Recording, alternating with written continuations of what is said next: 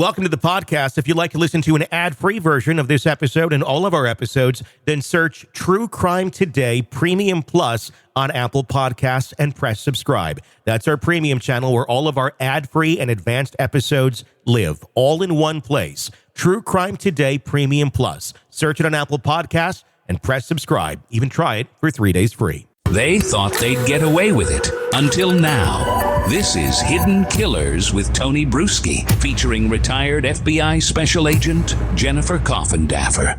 The Menendez brothers could be set free as early as sometime in November, or really anytime. The Los Angeles courts want to take up this issue. The district attorney, George Gascon, saying just this last week, he believes the Menendez brothers should be free. He does believe their story of being molested and abused by their father, Jose Menendez, all those years ago, in light of new evidence, including that letter that was recently found and the accusations from former Menudo member, Roy Rosselló. Joining me to discuss, Jennifer Coffindaffer, retired FBI Special Agent. They're not free yet, but we have the statement and the press conference from George Gascon, the Los Angeles District Attorney. Are they going to be free? Could there be other hiccups in this process going forward that may not lead to the bright day that a lot of people think are about to take place? Well, it is a process, Tony, but one of the hardest points has already been passed, and that is having it resentenced, having the DA say, let's get this resentenced, and also going a step further and saying he thinks they've done the appropriate amount of time, essentially. Mm-hmm. So why did he do that? I mean, I just point at the fact that he's up for re-election at the end of December, which is just a couple months away, and the fact that his constituency, all got behind this movement. When you look at some big names, we know Rosie O'Donnell, the Kardashians, many others, that are totally behind their release. Mm-hmm. Because really at the crux of this, Tony, to me is, do you or do you not believe that the Menendez brothers were sexually horribly molested and raped for years and years in their childhood? Mm-hmm. If you believe that, and many people do, they believe they've served their time.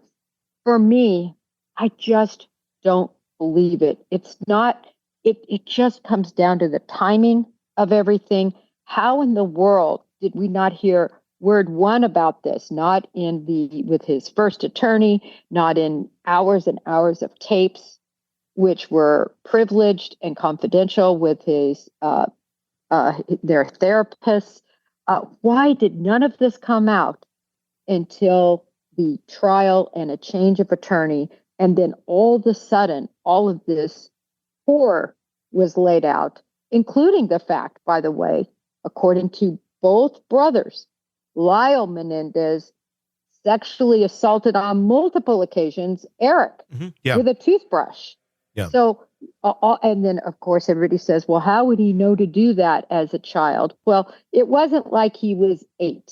They were about 3 years apart or so, and they're very ambiguous about all of that. But I just feel like it's contrived. People say, well, nobody could be that good of an actor. Well, go back to the 911 tape. I mean, it was all very well planned. They took their time. They set out their alibi. They went back to the house. They staged this 911. Listen, if they would have called right after the murders, called the police and said, oh my God, my parents were going to kill me. We couldn't take the sexual abuse anymore. This is what's been going on in our life.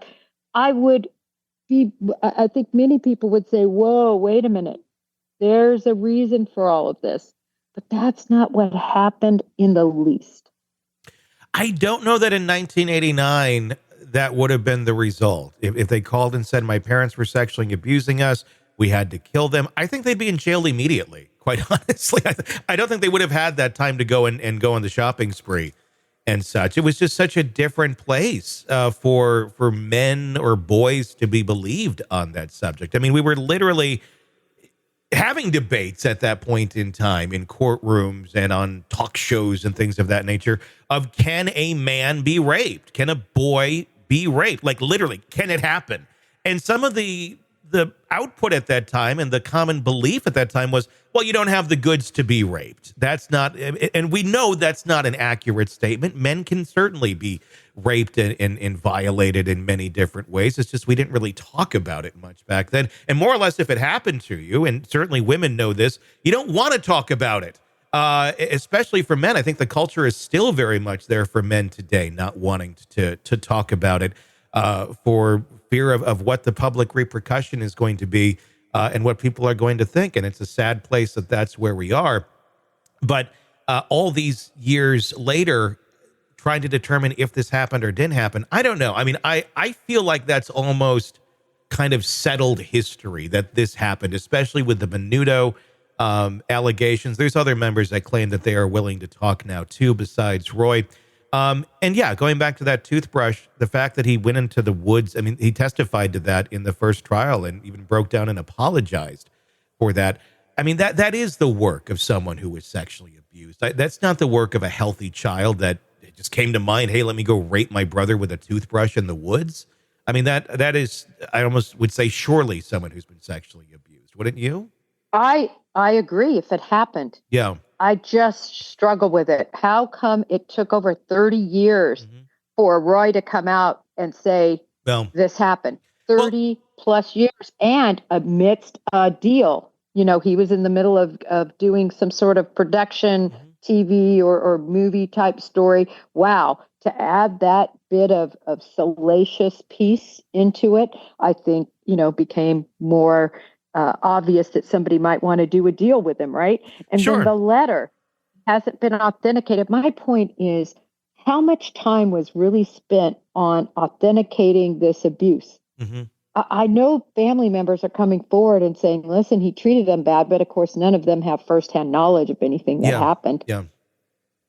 I don't know. I mean, the only thing I can go with is just, it was such a different time. People, we obviously know, predators are very good at hiding this stuff. And I'm sure Jose was great at hiding it. But the reality is back then, it didn't take that much to hide it as it would today, because people were almost like, they just weren't questioning it. They didn't even look into it. If somebody was inviting all these, today, like, man's inviting all these boys over to his house to hang out, and then they're like showering together or going and doing these private things. It looks freaking weird. Of course, today it'd be questioned. Back then, it's like, oh, they're having some one-on-one time. They're bonding or whatever the hell people were. Yeah, they're fucking bonding, all right. But it wasn't part of the lexicon. It wasn't even thought of, I think, or considered. And that's how I think people like Jose were able to get away with these things for so many years, because it wasn't even registering as a possibility to many others. Then on top of that, you put the mom into the mix, who, according to the boys, had knowledge of all this.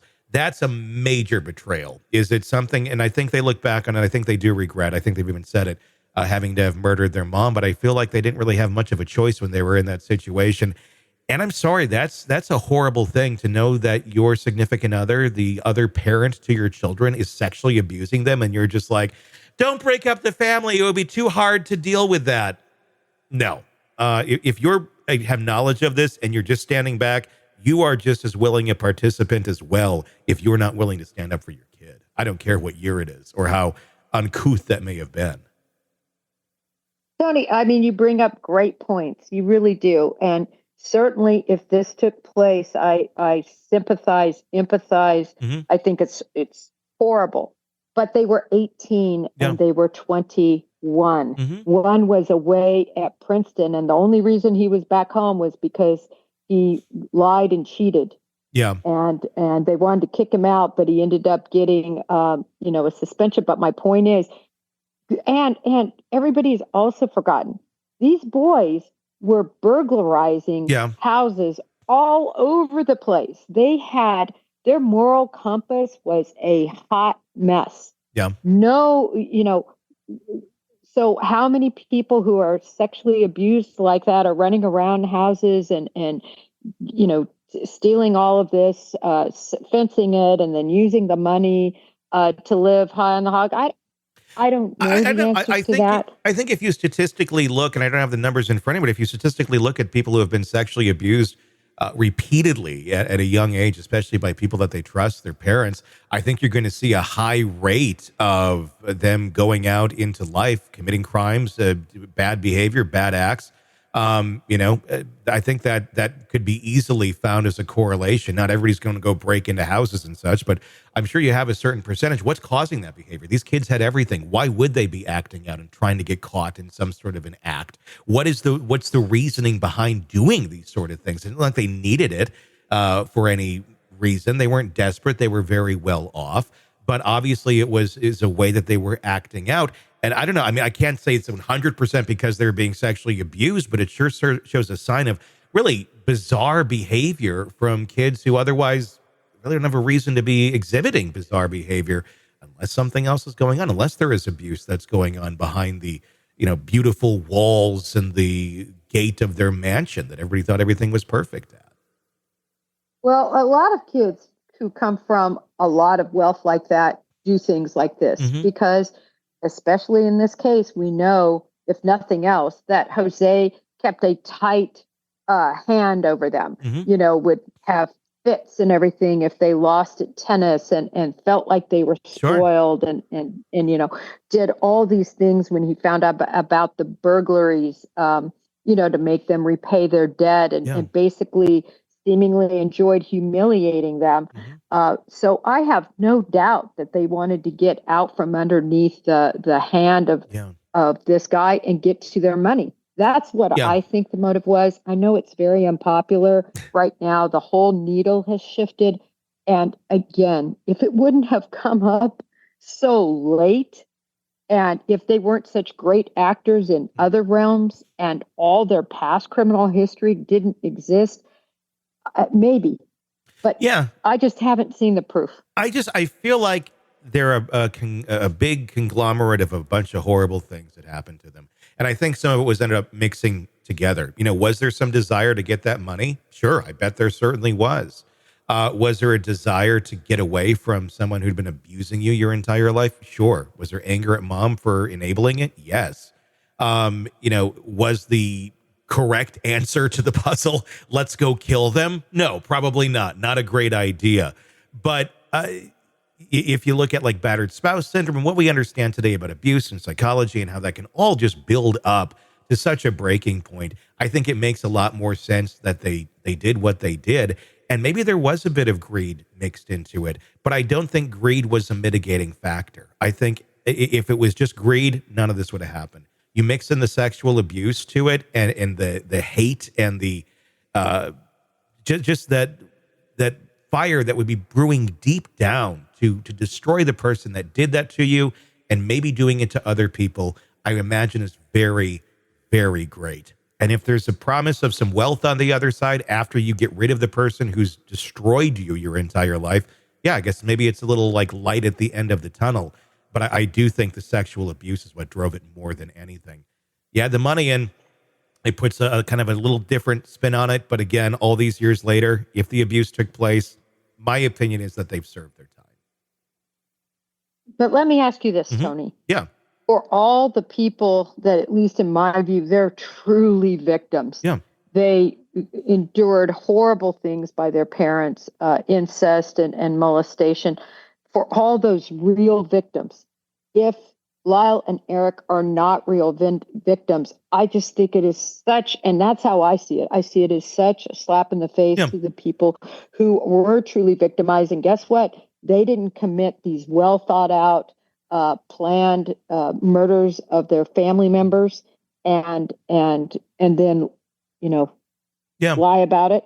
And the other piece of that is if this was truly motivated by them being sexually molested when they were young, how come no one knew about it, Tony? No one. Well, I'm going to disagree with you there because the cousin has said that they kind of suspected it. The female cousin said it was brought up at one point in time, but never really, examined much further.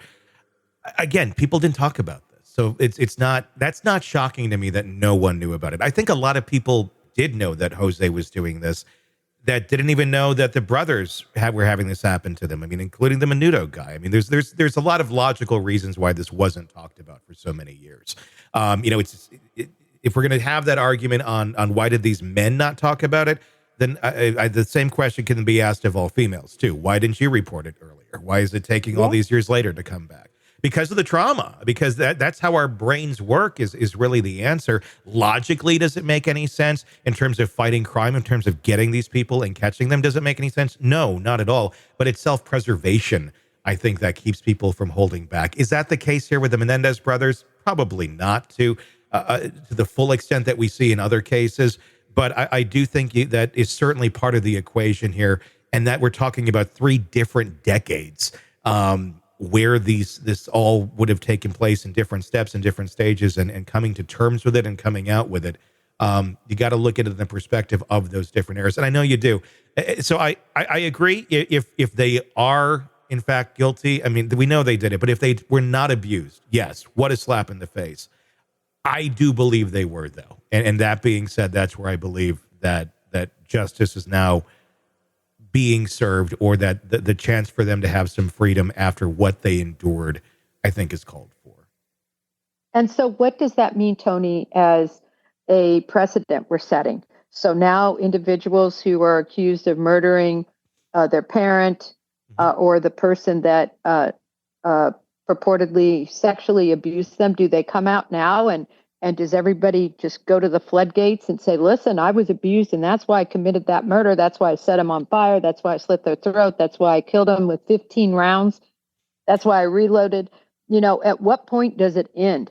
This is so precedent setting. I think those cases need to be looked at. I think any case that was involving a murder of someone back in those days, and the reason was abuse, I think those should be relooked at. We're in a very different place and very different understanding of how all of those things work psychologically. So yeah, I think they deserve some review. Are all of them worthy of being released? No, not at all.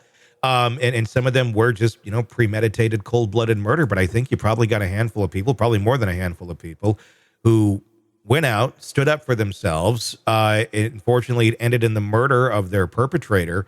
But in their mind at that point in time, it looked very much justified. I think if this happened today, I think we'd have a very different trial. And I've said, too, if it was Erica and Layla, I don't think we'd be even having this conversation. It's a different mindset when it was men and boys. It still is today to a certain extent. We're getting further.